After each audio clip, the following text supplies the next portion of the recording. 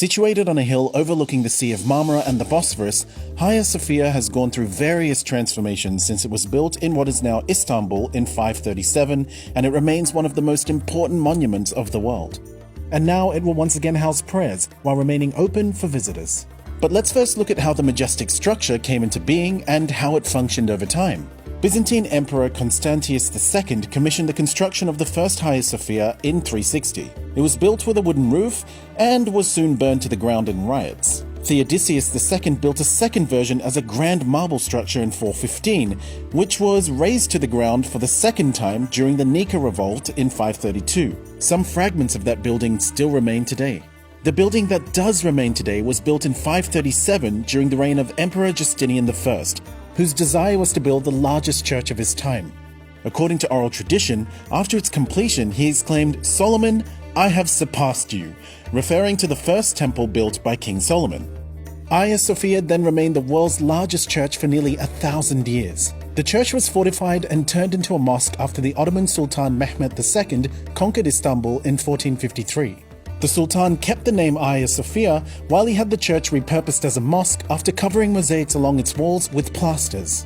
He also added Islamic features such as minarets and a mihrab, a niche in the wall where the Muslim imam would lead prayer in the direction of Mecca. It remained the principal mosque in Istanbul right up until 1616, when construction on the Sultan Ahmet Mosque, also known as the Blue Mosque, was finally completed. In 1931, the founder of the Byzantine Institute of America, Thomas Whitmore, traveled to Istanbul and obtained the permission of Mustafa Kemal Atatürk, the first president of the Republic of Turkey, to oversee the removal of plaster covering the Byzantine mosaics in Hagia Sophia and turn it from a mosque into a museum.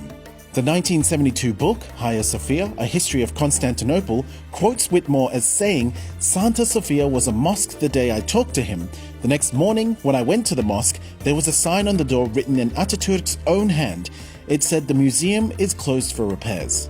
While some say these steps are what led to the conversion, some Turkish historians claim Atatürk considered turning Hagia Sophia into a museum as early as 1923, the year the Turkish Republic was founded. But it was in 1935 that Atatürk ordered the conversion along with the Turkish Assembly of Ministers. The majestic dome structure was named one of UNESCO's World Heritage Sites, and it has been Turkey's most popular tourist attraction ever since, seeing 3.8 million visitors in 2019.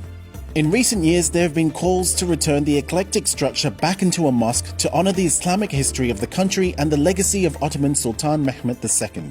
A hearing on whether Hagia Sophia should remain a museum where no prayer is allowed was held on July 2nd. The court has now decided that prayers will be able to resume once more at the Hagia Sophia, paving the way for it to become a mosque once more, while visitors will still be able to visit the historical site.